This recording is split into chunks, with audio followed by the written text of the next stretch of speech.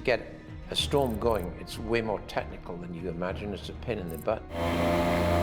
That scene's critical if you're going to sell the idea that they leave without him. I can't breathe.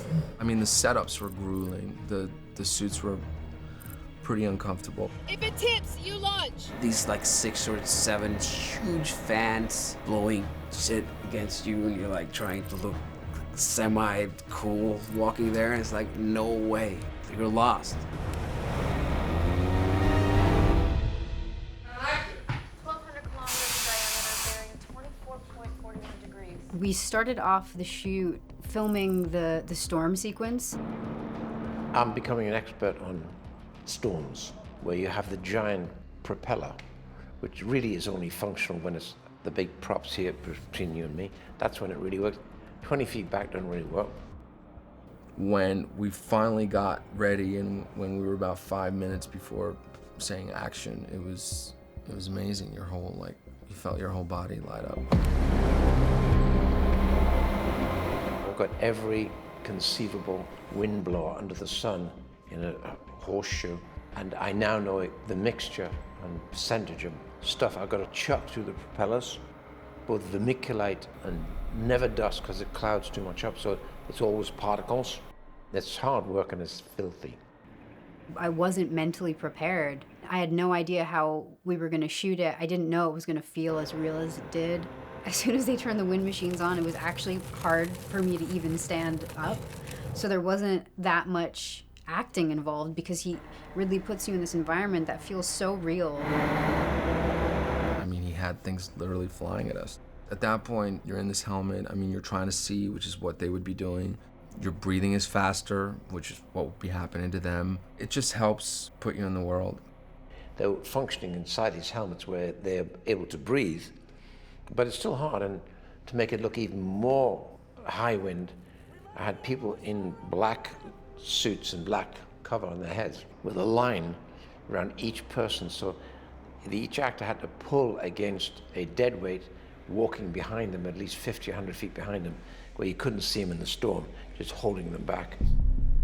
Just as they're about to get to the mad, there's a bit of the antennae that breaks off parts of the set, and that comes slamming back and hits Mark Watney. So we did a slackline ratchet, which ratcheted him through the air.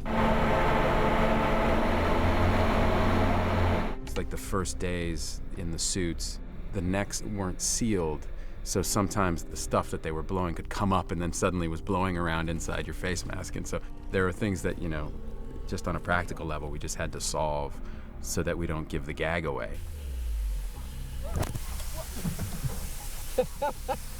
Holy shit, it knocked her head off! Jessica Chastain had a problem with her helmet all the time. Like, flakes of Mars sand and rocks were like flying into her helmet. To me, that's the fun part of movie making.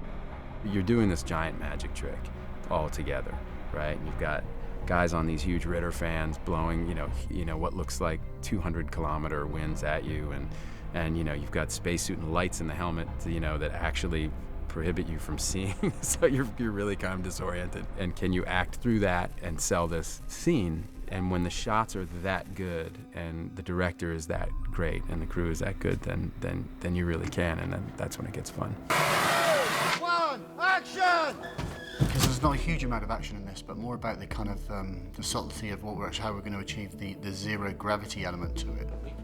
Getting involved with Ridley early, finding out how detailed he wanted to go with, what parts of the ship were going to not have gravity, what was going to have gravity, and then getting on board with all the art departments and making sure that we could kind of tailor those sets to be able to sort of incorporate our wire rigs. Got a tube, let's say, and the tube is 150 feet long, and you want someone to fly down it seamlessly like they're in water, like a shark with flippers, and you're gliding down the tube. Then you've got a corresponding track overhead, which will actually get you to a point, slow you down, turn you, and go down the spoke.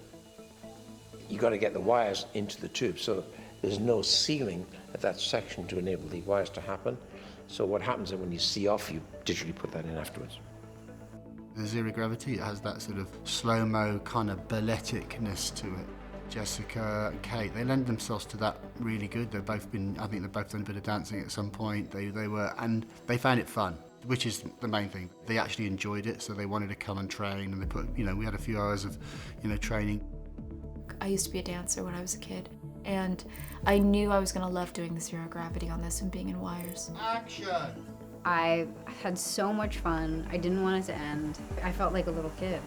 The stunt team that we have here is really fantastic to work with, and it's such a dance between, the wire work and the cameras and everything. It was one of my favorite parts of shooting the movie, for sure. You're just like working against physics.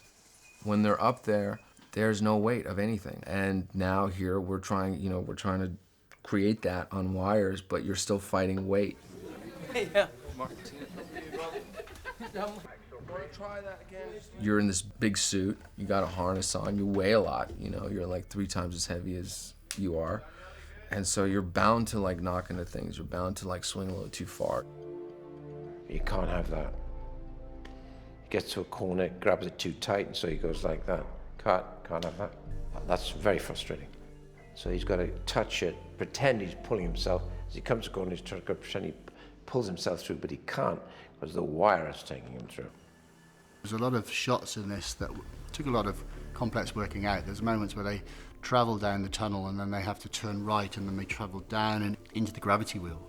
So that we had moments of having to bring them in and then actually get right-angled turns with them. So I had 2D winches, but what we had to then come up with was this slew ring system that above them, so that you can hang them, but underneath it would have the ability to rotate, so that they can then make a corner and turn and then lock off and go around the other way. It needs to be as soon as she says her line. For me, it was a lot easier doing the wire stuff when it's just sailing through the bridge and the zero gravity. It's more difficult doing the zero gravity out in space because the suits are so heavy. Of course, a normal spacesuit I think is like 240 pounds. Your zero gravity, you don't feel that it's that heavy. Janty and Michael did such a great job getting the weight of these spacesuits down, but they're still really, really heavy. So that has been the difficult thing for me about being on the wires for the rescue sequence. The helicopter rig was used for the part in the film where Watney and Lewis meet during the rescue. To achieve some of the moves that we've got, we're using a 3D winch system, which basically can fly you anywhere within a box. With the winch operators, basically there's a grid on the floor. There's 4 points, and there's 4 points are in the ceiling. Each one of those points goes back to a winch, and then from that they can do X, Y, and Z from that around the room. So that means we can put that chair or person anywhere within that square in this room. No. My glove almost came off. This was a cool rig actually. It was just a long piece of truss, and it just spun, in the air. It just spun round faster, faster, faster. And the stunt team were able to make that so it was okay for the actors to be on there as well. So, myself and Helen, the other stunt performer, rehearsed all of it, the coming together and then spinning round and pulling in, which is really great work by the team, because if you can put both actors together and get them doing those bits, then you've really got some nice footage. They're controlling your movements essentially. So for me, it's just about, again, it's about the magic trick and okay, how can I help? In this situation, I'm getting slung around on wires. Is there anything I can do to make this easier for people? Is there anything I can do to make this happen more efficiently? Those guys are so prepped with what they're doing. When you do a rehearsal, they just say, look, here's where you do, grab this, spin yourself, hold your arm up. They've got all the movements down. They've been practicing it. So if you just shut up and listen, it's gonna go pretty smoothly. Lewis is pulling Watney in by the tether, and we're spinning really quickly. And the weight of Matt, plus the weight of his suit, plus the force at which he's spinning around me, the tether just kept sliding through my hands, and I was using everything. And of course, you don't have the movement. You only can do this. It really, really was a difficult, physically exhausting scene to shoot. And as much as Ridley was like, pull him in, I know you could do it, I was like, giving it my all. We've had to come up with some interesting wire rigs to try and keep everybody guessing how we're sort of floating and making corners and things like that. So wire work is a challenge.